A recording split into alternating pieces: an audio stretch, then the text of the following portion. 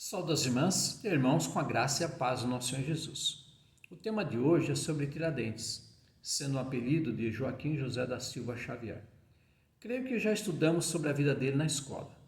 Nasceu na fazenda do Pombal, em 12 de novembro de 1746, e foi executado em 21 de abril de 1792, aos 46 anos de idade, na cidade de Rio de Janeiro.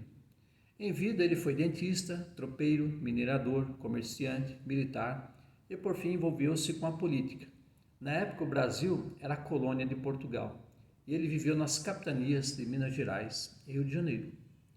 Tiradentes hoje é tido como o patrono cívico das polícias militares e civis dos estados brasileiros. Porém, é mais conhecido como Tiradentes, o qual liderou a conspiração separatista do Brasil e de Portugal, conhecida como Inconfidência Mineira. E as autoridades, ao saberem, prenderam todos os participantes e executaram publicamente Tiradentes como traidor. E com a República do Brasil, Tiradentes se tornou herói nacional. Tiradentes era o quarto de 7 filhos de um português que era proprietário rural e não era de família pobre. Na fazenda em que nasceu, havia 35 escravos que, além da agricultura, também havia mineração. Com a morte da mãe, o pai levou seus filhos para outra localidade. E com a morte dele, quando Tiradentes tinha 11 anos de idade, as propriedades foram confiscadas devido às dívidas. Com a morte do pai, ele ficou sob a tutela de seu tio e padrinho, que era dentista, e que mais tarde se tornaria um dentista. Mas antes trabalhou como mascate e minerador. E depois se tornou sócio de uma botica que assistia pessoas pobres e se dedicaria à profissão de dentista, onde receberia o apelido de Tiradentes. Ao trabalhar como minerador, ganhou experiência e se tornou técnico em reconhecimento de terrenos e exploração de seus recursos, e passou a trabalhar para o governo. Já em 1780, se alistou na tropa da capitania de Minas Gerais. E em 1781, foi nomeado comandante do destacamento dos Dragões da Patrulha do Caminho Novo, estrada de escoamento da produção mineradora de Minas Gerais para o Rio de Janeiro.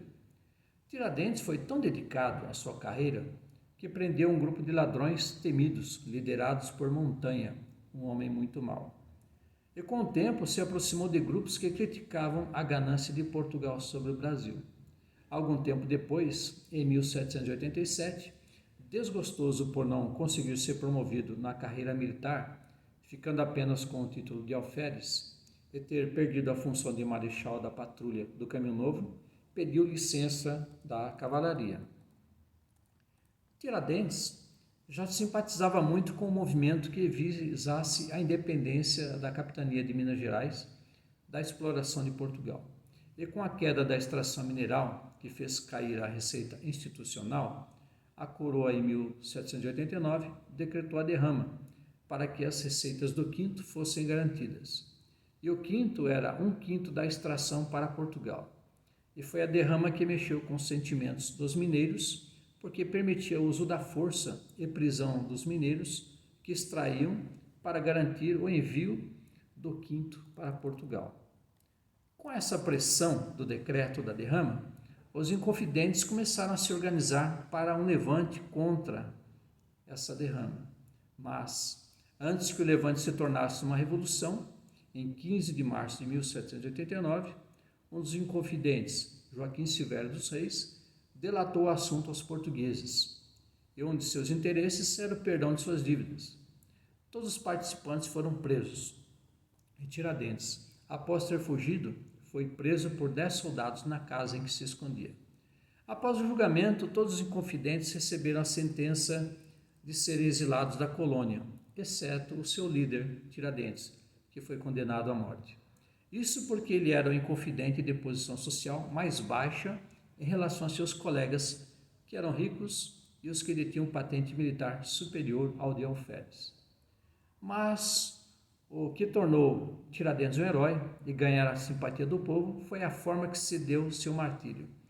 Numa manhã de 21 de abril de 1792, um sábado, Tiradentes foi levado da prisão ao local de sua execução pelas ruas do centro da cidade. E para intimidar a população, o governo geral, com uma demonstração de força, fez uma encenação que atraiu a empatia do povo por Tiradentes. Isso porque a leitura da sentença de condenação e os discursos de aclamação à coroa com o desfile da tropa local com fanfarra demorou cerca de 18 horas. E tendo sido enforcado, seu corpo foi esquartejado e as partes foram levadas para locais onde se faziam discursos revolucionários para intimidar o povo a se conter e não se levantar contra a coroa e seus mandos e desmandos. A casa que Tiradentes morava foi destruída e foi colocado sal no terreno para que nada germinasse. Mas, e o que a história de Tiradentes tem a ver conosco hoje? O que acrescenta para a Igreja de Jesus na face da terra? Observemos que ele deu a sua vida por um ideal, assim como Jesus o fez. Jesus se entregou para salvar nossas almas. Tiradentes se entregou no intuito de salvar sua pátria do domínio e exploração português da época. Jesus era o líder e Tiradentes também liderava seu grupo de inconfidentes. Jesus foi traído por um de seus discípulos e Tiradentes também foi traído por um de seus colaboradores. Judas Iscariotes, que traiu Jesus, o fez por ganância, 30 moedas de prata. Dentre outras, o traidor de Tiradentes propôs o perdão de suas dívidas para com a coroa. Jesus trabalhou como carpinteiro. Tiradentes foi dentista, mascate, minerador e militar. Jesus foi levado ao monte para martírio e Tiradentes para um palanque para execução. O testemunho de ambos se perpetuam, o de Jesus no mundo, porém o de Tiradentes no Brasil. E pelo mundo há muitas outras personalidades que se doaram em prol de seus respectivos ideais. Entretanto, apenas Jesus ressuscitou.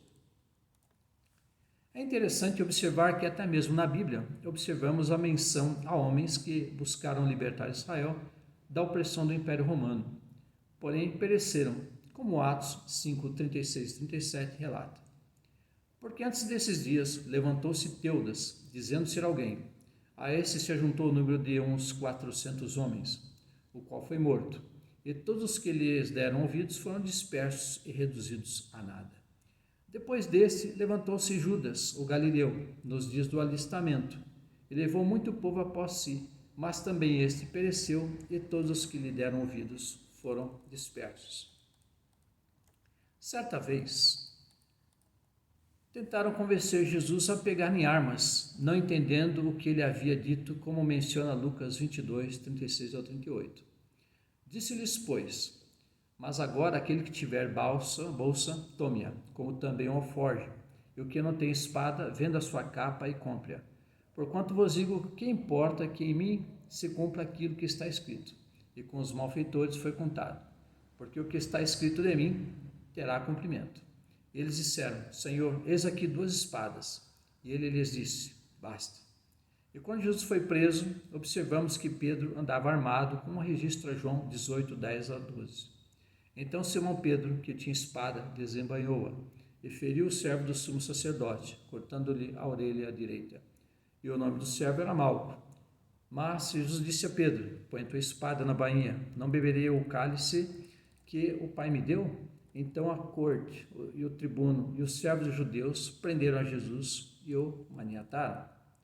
E não nos esqueçamos de que quando Jesus entrou em Jerusalém e foi aclamado pela multidão que lhe jogava mantos e ramos de árvores pelo caminho, se observa que o campo estava aberto para que Jesus liderasse o povo contra o Império Romano, como Teudas e Judas tentaram fazer, porém fracassaram. E agora Jesus era a esperança do povo. Entretanto, ele não veio para pegar em armas e demonstrou isso ao entrar montado num jumento, animal de paz, e não num cavalo, animal de guerra. E como católico, Tiradentes conhecia as Escrituras como nós buscamos conhecer, assim que possamos, dentro de nossos limites, fazer a nossa parte para buscarmos um mundo melhor como Jesus, Tiradentes e tantos outros tentaram fazer e ainda tentam. Assim, oremos. Obrigado, Senhor Deus, porque Tu enviaste Teu Filho Jesus para salvar a humanidade. E Ele foi inspiração na vida de muitas pessoas que lutaram por vários ideais e que foram mortos e estão em descanso. são pessoas que não ressuscitaram, apenas o teu Filho Jesus. E queremos que um dia ressuscitaremos para a tua glória. E assim, Senhor Deus, obrigado por algo que aprendemos de Tiradentes, que é considerado um líder, é considerado um herói nacional. Porém, com certeza ele bebeu também de Jesus, assim como nós temos bebido também. Que possamos aprender de Ti, Senhor Deus.